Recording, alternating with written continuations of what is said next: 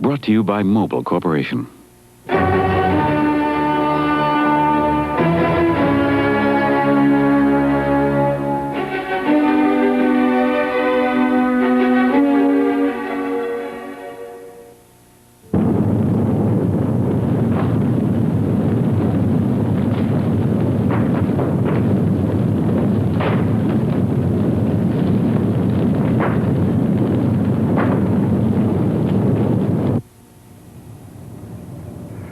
Well, that's quite a view.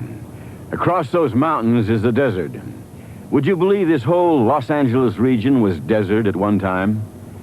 We get a reminder of that every year when we feel the hot wind blowing. It's dangerous and it's dry.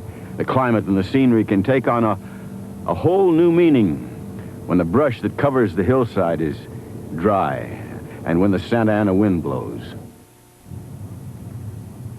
A lot of my friends have lived here in Bel Air. It's an ideal situation. You've got peace and tranquility way above the traffic and the smog. And yet, Hollywood is only 2 or 3 minutes away. You just drive down that road there, and you'll find yourself on Sunset Boulevard. Bel Air grew up along the ridges and canyons of the Santa Monica Mountains. It's a wealthy suburb. Before the war, these lots were considered valueless land. They were given away with encyclopedias as like coupons. And after the war, a new technology developed so that these houses then became sanctuaries for film stars and all sorts of people. And suddenly the land became valuable. But its rural character has been carefully preserved. The roads are narrow and winding. Chaparral covers the hillside, pleasant enough to look at, but if it should ever catch fire, 1 acre of this brush would burn like 2,000 gallons of gasoline. The chaparral, or the native bushes and brush that grows here, have, through the God knows how many years, developed the ability to survive without any water. And the way they do that is to store oil in their systems. This mesquite that we have here, this oily bush that grows on the hillside, is literally packed with oil. And it gets to the point where it quite literally explodes. The brush is at its driest and most explosive in the late fall, which is precisely the season when the hot Santa Ana wind blows in from the desert. It's, I guess, like a Mistral or the Arabian Khamsin or those kind of hot winds that are supposed to drive men mad, and the legionnaires, remember, go bury themselves in the sand or flee out into the desert, that kind of thing. You must understand that flames can move through the brush in Southern California at the same speed at which the wind is blowing, and we get 60 and 70 mile an hour winds in those fires. I have seen it outrun a deer, and deer are quite swift. People accept high risk of fire as a small price to pay for the pleasures of living in Bel Air. We didn't give it any special consideration until the big one, World War II, as it were. The richest people in the world live here, and after all, why should they live here if it's so particularly high fire? It's a wonderful, it's the most beautiful area in America, they say. I love it. To the Los Angeles Fire Department, November 6, 1961, was not just another day. It was a day when they knew conditions were ripe for a brush fire. We had been notified much earlier in the morning that it was a red day, Santa Ana condition, wind that is. The humidity was low, the fuel moisture was low. All of the indices that we use indicated that if we had a fire, it would be a bad one. Now, I recall going in and saying to my wife that if this continues, we're going to have a great big fire sooner or later, and this is the worst possible moment for some idiot to drop his cigar in the bushes. It was a day something like this. That is, it was a lovely day, and there was a wind blowing like this. And when you have a brush fire of that nature in Southern California with this kind of wind, you have a prescription for a catastrophe. The first signs of fire were seen at 8:10 in the morning by some contractors clearing brush. They raised the alarm. The first firefighters to arrive were able to stop the fire spreading east and west. But the strong wind was blowing it south toward the houses of Bel Air. and there was no holding him.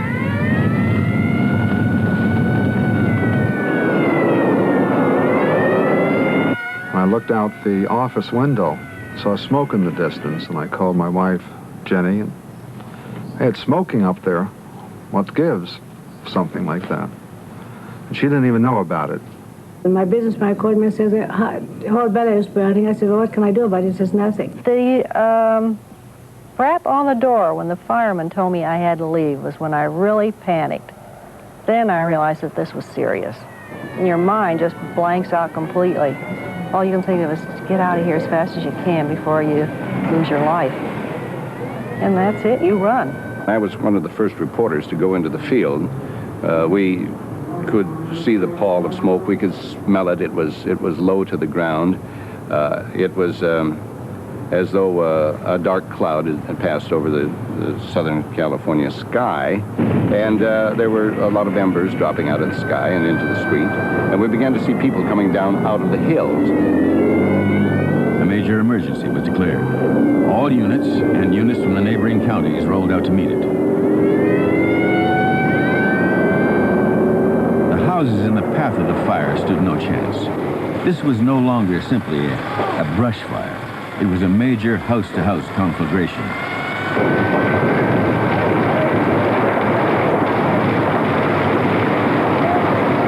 The officers were waving everyone away, but they did let me through. I told them that I lived in here, my family was up here, and I had to get through, and they waved me on. But I don't think anyone got through after that. I closed the garage door, went out in the back, got up on the roof, and went to work. And by that time, the fire had hit and just lit up like a Christmas tree. Coming up the hill, it was like a roar. When it reached the top of the hill, it was like thunder.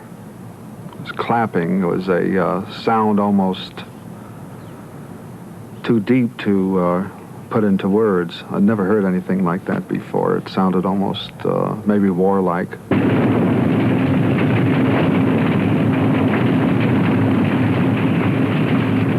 Two tanker trucks appeared on the scene. To give you an idea of the noise, I yelled at them because they were looking across the street at the houses burning. They were so far gone there wasn't any hope for them. I yelled at them to give me a hand. They couldn't hear me. I know I've seen pictures of the movies that I took, and it was either me shaking or the fire was making things shake. The glass began to shake. The lamps began to shake as in an earthquake. Our dog began howling. Somehow I wasn't afraid of losing the house because I was here. It wasn't going to happen to me. More than anything else, I was convincing myself. But then immediately after the tremendous impact of the flames, and it takes maybe 10 or 15 seconds for the flames to reach their peak, I remember running out of the house and jumping on the roof, climbing up the side there and getting on the roof, and physically putting out the flames that had started in maybe 10 or 20, maybe 30 places with my hands. One fireman stayed with me for 3 hours. Without that extra help, I don't think we'd have been able to hold it. I put the flames out wherever they came. And really no big deal. It's your own home. I talked to many people on the way down, and I said, what have you got? What did you take? One fellow said, I got this bottle of scotch, and his wife said, I've got the pictures of the kids, you know, and the marriage license.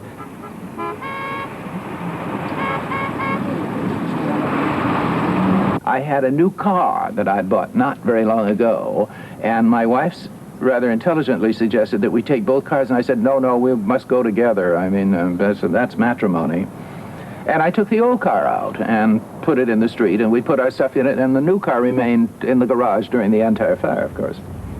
But everywhere I went, I always saved these little match folders as souvenirs. And just to show you how your mind works under a moment of panic like that, this is what I threw in the suitcase. This is what I saved. No clothing, Nothing useful. Matches. The ship model Rob made and things that they'd given me when they were little, that's all. Nothing really valuable, just something that you could never replace. You can always buy fur coats or diamonds or jewels, but you couldn't buy those pictures. That's what I took. That and Vaseline. Vaseline and clean underwear. Funny story, I asked the butler, what did the dogs do? He says, well, the German, being a real clunky German, he started to bite the fire. The Yorkie ran after the mouse, which came out underneath, and the French poodle went in a Rolls Royce and waited to be driven away. The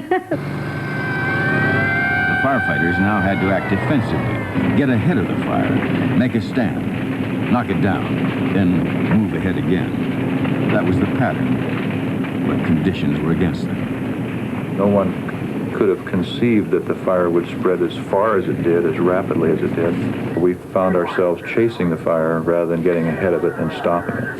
Coordination became a nightmare. The emergency radio control was overloaded and jammed most of the time. Our radio system gradually degraded as more and more companies got on scene. It became virtually impossible to communicate in our traditional manner, and it just became very, very difficult to control everybody and what they were doing. And as the fire swept down from the north towards the southwest, we were assigned and then reassigned, and it happened to be my good fortune to be selected in each instance to try to stay ahead of the fire. And of course that was the best place to be because that's where the action was. And so I moved over probably 5 times during the course of the fire, set up a new command post only to lose it and move up to another one. The thick black smoke darkened the sky as the fire spread, reducing visibility, increasing the pressure on the firefighters. And I'd say that house down there is superheated. It's about to go, and this would be a large house, 7 to 10 rooms, a flat California-style bungalow, and it would explode into flame, and I'd hit the stopwatch. And in 60 seconds, it was gone. In 60 seconds, it had lost its framework. It was down. But above all, there was the danger of flying brands. A piece of flaming brush or a wood shingle roof tile could be whipped by the wind and carried ahead of the main fire. As your house burns down, when the shingle burns, where it's attached is the thinnest part of the shingle. So that when the shingle burns off, the thick butt is still capable of burning. It has a natural airfoil shape, so if there's a wind blowing, the shingles soar and sail very effectively. You are located at a fire that is burning and with your fire engines, and you're trying to put the fire out, and maybe you are. In the meantime, the flying brands are being wind carried beyond you, downwind of course, and starting 1, 2, or however many fires that you don't know about. By midday, the fire was approaching the biggest natural firebreak in the area, a canyon 2,800 feet wide, now a freeway. There was a flaming brand that jumped the whole, what is now the San Diego freeway, that was thought to be a huge firebreak, started on the other side. The neighboring district of Brentwood was now in danger. As the firefighters' resources were stretched even further, a second major fire broke out in the Santa Ynez Canyon only a few miles away. As the fire raced on, the firefighters knew they had to make a stand. They concentrated their forces in Mandeville Canyon. Well, we felt we were going to hold it at Mandeville. We felt it from the beginning. Everything was working in our favor as opposed to an all-day long series of events that worked against us. We had a prognosis that the wind would die down a little bit. We had a similar prognosis that the humidity would come up. We knew we had more fire engines. We were beginning to get them from Sacramento and San Diego and from Nevada and Arizona. So we had, again, practically wall-to-wall fire trucks from sunset to the end of the canyon. In the evening, they had their first break. The wind dropped slightly. They fought back all through the night, and by noon the following day, they were able to report that the fire had at last been contained, and they had prevented it from joining up with the Santa Ynez blaze. Early on the morning of the third day, it was under control, and the firemen were exhausted. I really think they took it as hard as we did. They really did. They felt terrible that they couldn't help us save our homes. We had a young fellow that was holding a hose and the water was dribbling out of it and he was crying. I thought something was physically wrong with him, and I asked him what the matter was, and he says he just felt so helpless seeing these homes go up and not being able to do anything about it. One of the neighbors down here on Chelan, they lost their home, but they erected a huge sign made commercially and said, "God bless you, you tried." The smoke lifted, and the extent of the devastation was revealed. No fire chief in his right mind would be happy with an end result that cost somebody 527 houses. I should be very happy and am that we lost no lives. We also had no serious injuries, which is almost unbelievable. But nobody likes to lose 500 houses. There are millions of dollars worth of houses burned. Obviously, everybody else could have done it over here. Kim Novak was bright enough. She watered her roof. Bert Lancaster's house went. Well, the whole house went with furs, jewelry, silver, everything. It was a mess, sure. The pool was black. The odor, there was a stench. There was a stench of burnt vegetation, of burnt drapes, of watered down rug. It was no place to live for a while. The thing that I remember most vividly is the ghastly smell.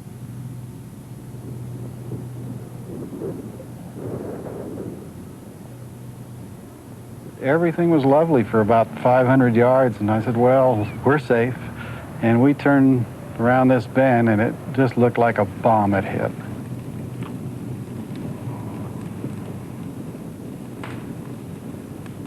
Then I saw this horrible, horrible catastrophe, and I just knew there was no way that our house could have been saved. Terrible shock, and you just stand there in disbelief and start to cry because you've lost all your possessions and all the little things that you've saved from your children when they were tiny growing up, and all these little momentums, you know, that you've kept all these years, and they're gone. Everything's gone. You have nothing but just, you know, the clothes on your back, and it's a helpless feeling. And our neighbors were just fantastic. They were just beautiful. I had people come up to me that I didn't know that offered me money, any amount of money I wanted. I had a fellow up at the top of the hill here, there's an apartment up there, a young single fellow. He said, "You're staying here with your children tonight," and I'm leaving. I still don't know who he was. He just walked out and said, "Here's the key, and sleep here tonight." Many Bel Air residents who had wooden roofs in 1961 have rebuilt them with less flammable materials. But not everybody believes that this is essential.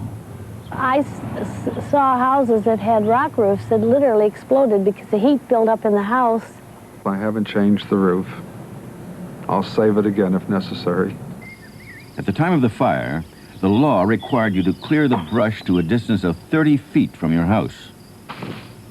Now, the minimum safe distance is 100 feet, largely due to the campaigning of Harriet Weaver. We finally got everybody together, the homeowners, the fire department, the insurance companies. We had advice from the different city departments involved, from the Forest Service, all this, to try to work out a uniform set of standards that everybody would agree on. So it took 2 years of drawing up the ordinance and another year getting it through City Hall before we actually had it on the books. The property behind me, I bought about an acre of land down there, and I keep it trimmed down below. We've got the ordinance now, but can't get enforcement of it. And this is a problem because you have firemen who do not want to be in the position of harassing people. They are good guys. They're not like policemen. They're not punitive people. And so they just don't have their hearts in the enforcement work. When we try to build fire stations or improve fire protection in an area, understandably, people would prefer that those improvements are done somewhere else. You must learn to live and respect the natural world that you have intruded on. We haven't done that in the hills.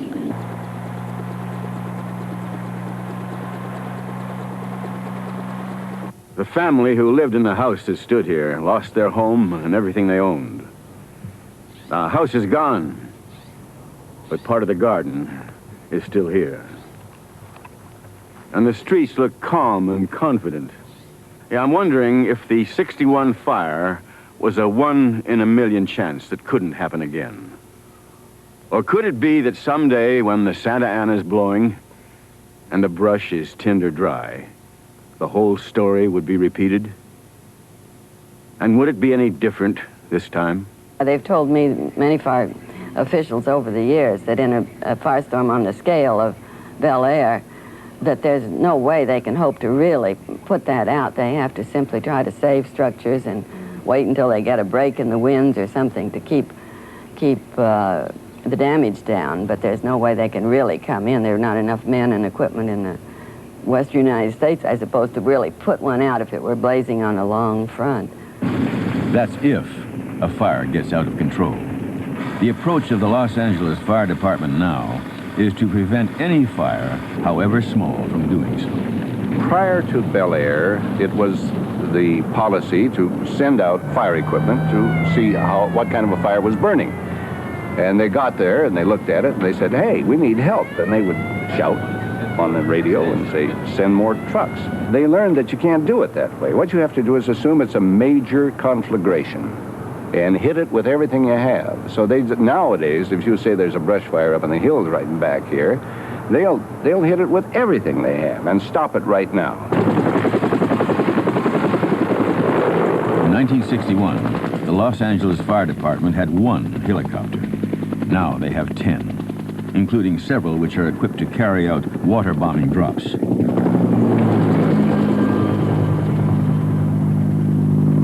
We control the drop pretty much by the altitude and the airspeed. If we want a long drop to cover a long area, we'll go at a higher speed and a higher altitude. If we want a more concentrated drop, we can slow it up and drop a little lower.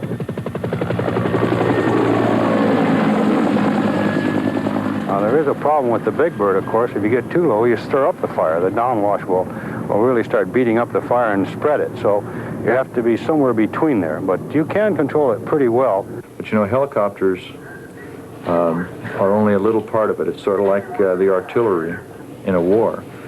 You can't win a battle with the artillery. You still got to get the foot soldier or the firefighters got to really go in and put the fire out. That's where it's at. A crucial weakness in the handling of the 61 fire had been the breakdown in communications. Only 2 radio frequencies had been available to the fire companies. Today, operations are directed from a computer-controlled communications center which has access to 14 channels. At every fire, there's a tactical frequency for the fire companies that are operating, a minimum of 1 tactical frequency. There's a command frequency for the officers, and then there are other frequencies available for service functions and other things, so that we've divided up the radio frequencies, and we have much better capability of communicating today than we did before. Last year alone, we had no major conflagration. We had a great many small fires, brush fires, small only because we were able to slow them down and get them there so the ground troops could come put them out. Though the risk of a major fire in Bel Air has diminished, it is still high. But most Bel Air residents, even those who lost their homes in '61, wouldn't live anywhere else. We decided that we still loved it here and that it wouldn't happen again. We would take precautions. And I just made up my mind that I was going to get to work and get back here as quickly as I could. Hardly anyone moved. They moved out when their homes burned down, but they rebuilt as fast as they could and moved back in, because once you live in the hills, you wouldn't live anywhere else. Today, the most important fact is that the fire happened. We saw it, and we know the extent of the damage it did. We know what kind of an enemy we were up against. And we know that that enemy could hit again and again. He'll give us a bad time. But at least this time, we'll be ready for him. When Havoc Struck is another Mobile Showcase presentation. Brought to you by Mobile Corporation.